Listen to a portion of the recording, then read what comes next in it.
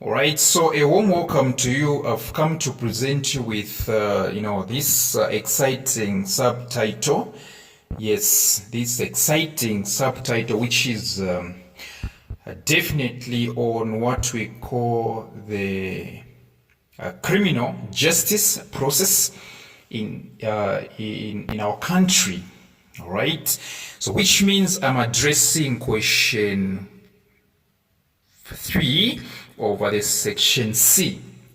Yes, so it's very much important to understand the criminal justice process. What exactly obtains on the ground when somebody commits a crime? Take, for instance, somebody has murdered another human being. What exactly obtains on the ground? What exactly happens, all right, with regards to the justice? So, ladies and gentlemen, I profoundly welcome you to this discussion. So, when it comes to the criminal justice, all right, criminal justice process, not only in Zambia but the world over, we do happen to have, a lot of stages. All right, let me be precise by saying we have about 7. Let me just say 7. We have 7 stages. All right, this procedure of the criminal justice process, okay, in countries has got 7 stages. And of course, the first one is arrest. The first one is called arrest or arresting. Okay, this is when the accused person is taken into with or without a warrant obtained from the court of law. This is whereby, okay, you as the accused, you are taken in, you are arrested.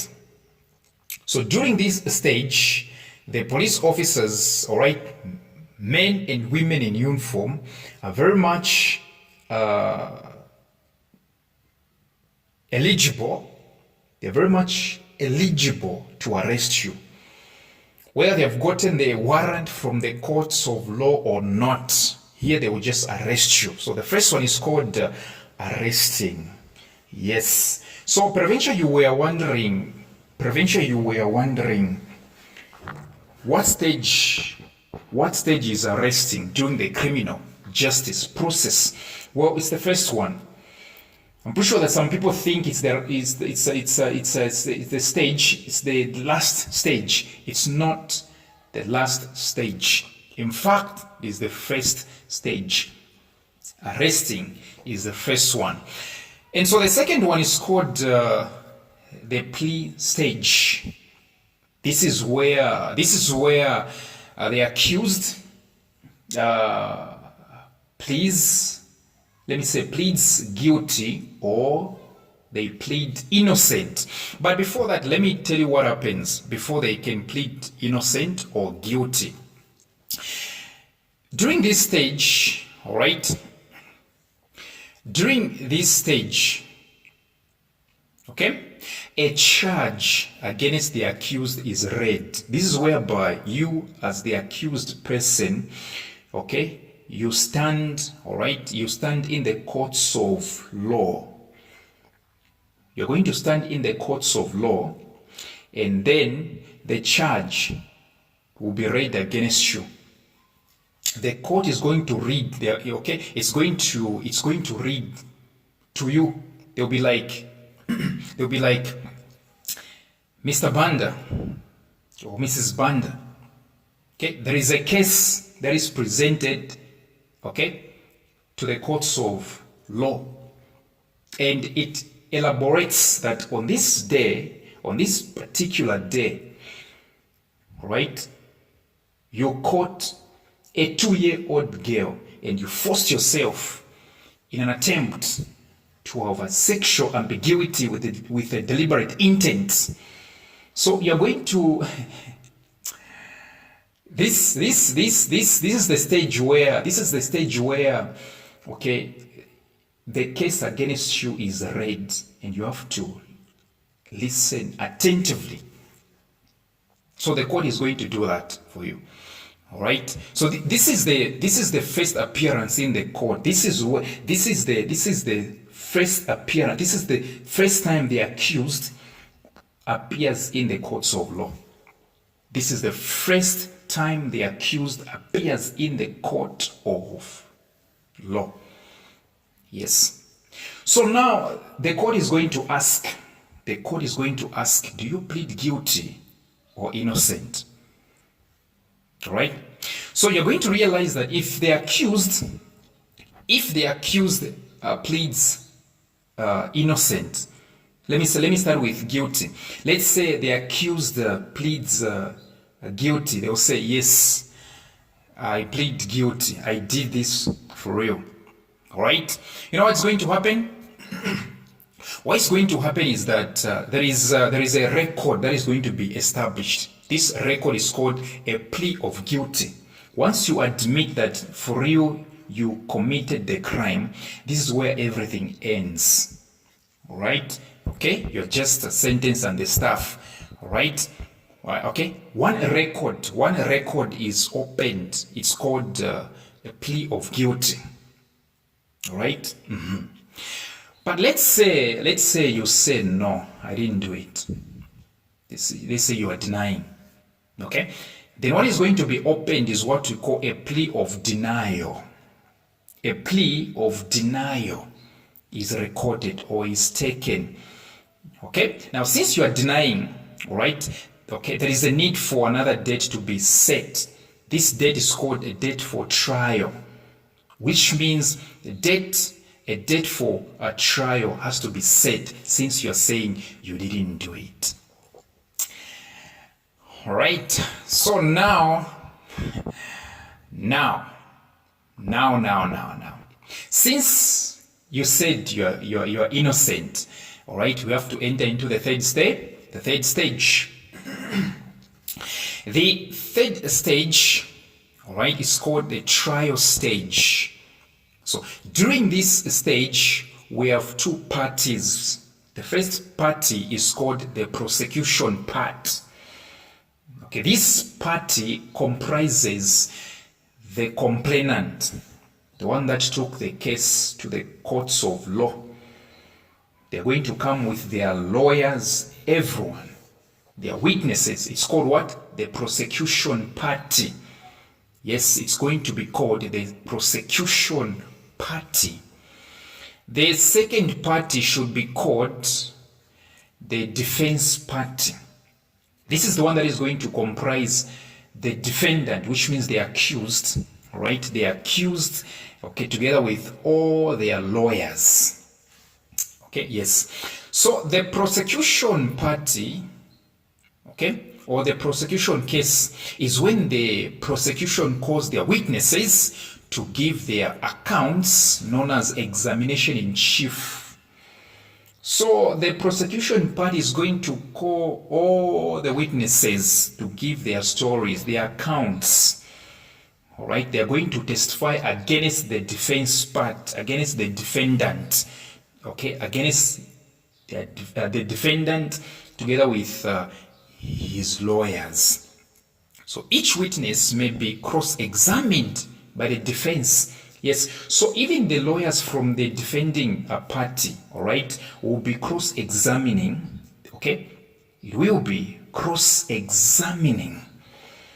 It will be cross-examining. It will be cross-examining. The lawyers will be cross-examining the witnesses from the prosecution party.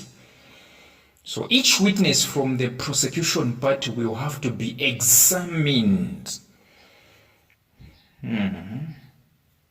Okay, it will be, let me say, they will have to be what? Cross-examined. So even the witnesses from the prosecution part have to be very careful when they are giving out their accounts. Yes. Thereafter, the prosecution re-examines the witness and summarizes the case by urging the court to convict the accused. Right? Thereafter, the prosecution re-examines the witness and summarizes the case by urging the court to convict the accused, right? Which means even the accused, right? Lawyers from the prosecution part, the part that is comprising the complainant, will also examine the witnesses from the opposing part, from the defense part. So what happens? What happens if at all the accused is found with a case to answer? Let's talk about this one. What exactly is the case to answer? If the accused has been found with a case to answer, the case to answer is called prima facie. It's a Latin word. Let me see. There are Latin words. Prima facie. Right? In the courts of law, when you are found with the case to answer, it's called the prima facie. That's what it's called. It's called prima facie. That's what it's called. Okay? So after the prosecution, after the lawyers from the complainant party, all right, or the complaining party, all right, cross-examine all the witnesses. Okay, they are going to insist that the accused, which means the defense, the defendant, should be convicted. All right. So at this point, the defendant, the accused, will now have the case to answer. The case to answer is called the prima facie. Prima facie. Yes, true that. Okay, so the accused, he or she, all right, has to put on what? Defense. The defense brings its what? Defense witness for defense examination. So after the accused has been found with the case to answer, you're going to realize that they will bring out their witnesses also.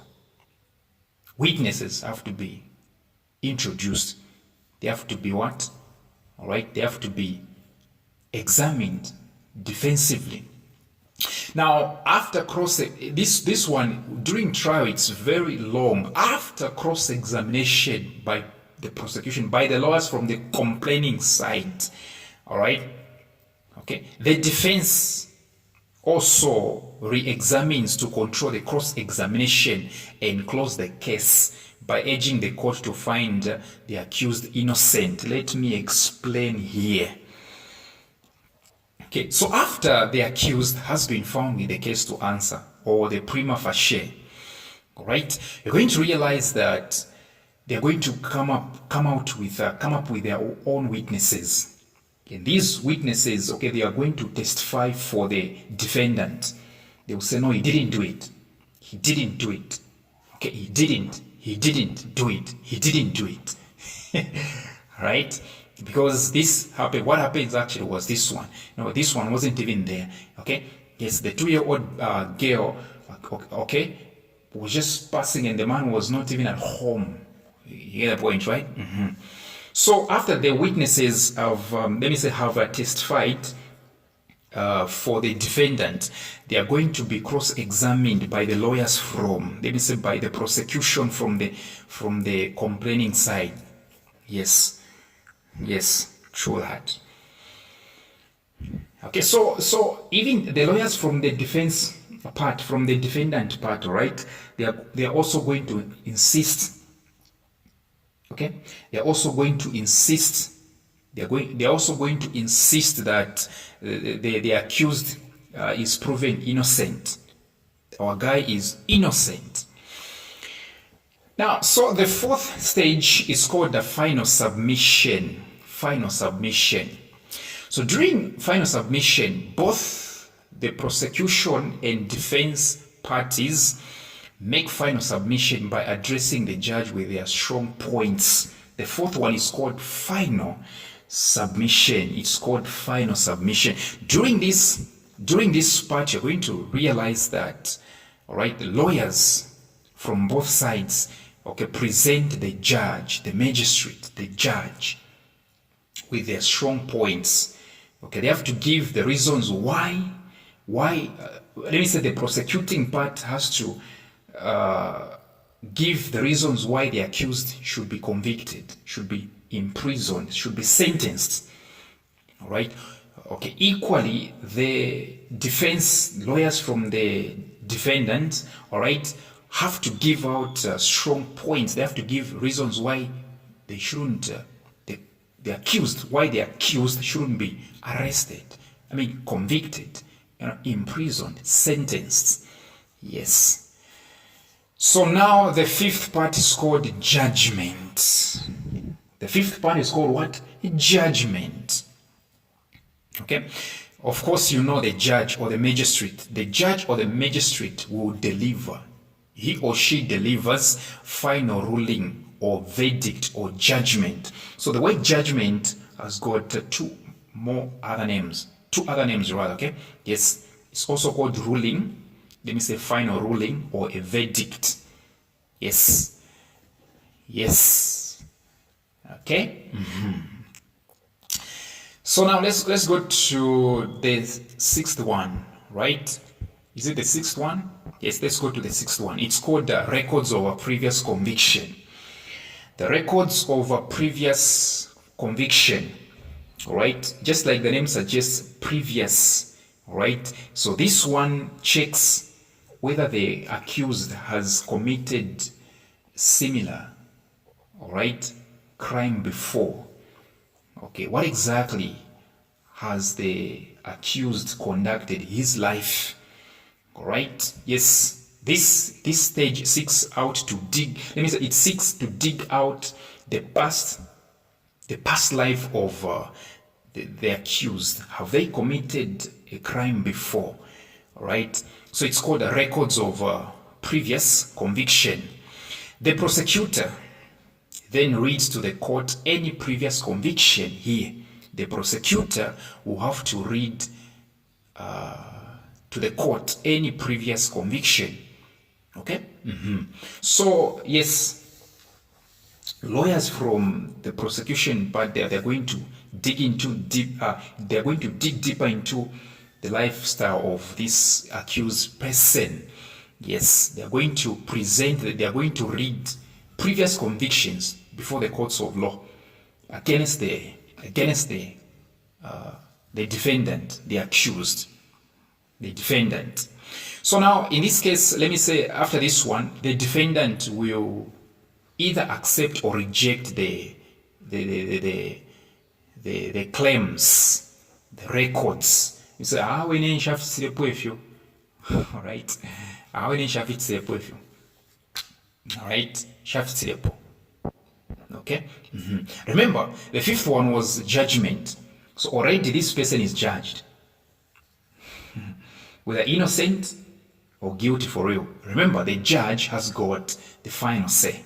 The judge has got the final say. The judge has got the final say. All right. So the judge has already declared guilty or not in the previous one, in stage 5, judgment. So when it comes to records of a previous conviction, you're going to realize that it's the prosecutor that is going to be reading before the courts of law against, okay, they are going to read all the records against the defendant. And here, the defendant will say, will agree or not. They will reject or accept. So the seventh stage is obviously mitigation. You remember in grade 8, right? Mitigation, it's called what? Leniency. So during this one, if the accused, the defendant is found guilty, okay, he or she is asked by a judge to provide reasons as to why he or she should be given a lenient sentence. Okay, if at all the defendant has been found guilty, right, the judge will ask them to say, how do you want your sentence to be? Do you want it to be lenient or not? Do you want it to be strong or not? All right. These are the moments the defendant will be like, no, all right, I have children to take care of, all right, I have I have dependents. If if you imprison me like this, they are going to be affected and whatnot. All right, this is the time. Yes. So mitigation, right? So the last one is actually called sentence or sentencing. Sentence or sentencing. So the magistrate or judge then sentences the accused. Okay, and when they are sentencing the accused, they don't just sentence. They are guided by three principles. They are guided by three principles. The first one is called retribution. Retribution. The second one is called deterrent or deterrent. The third one is called reformation or rehabilitation. Yes. So come from our substitutions.